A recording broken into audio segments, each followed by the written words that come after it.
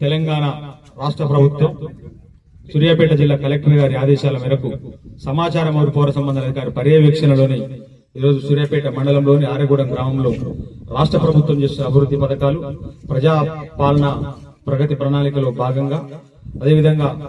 ప్రభుత్వ పాఠశాల వద్దు, ప్రైవేటు పాఠశాలలు వద్దు అని ఇవాళ బడిబాట కార్యక్రమంలో భాగంగా ఉడదెబ్బ తీవ్రతపైన సాంస్కృతిక సారథి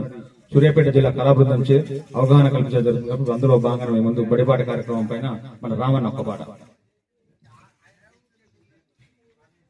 ఓ బాలులారండి మనము చదువుకుందామండి,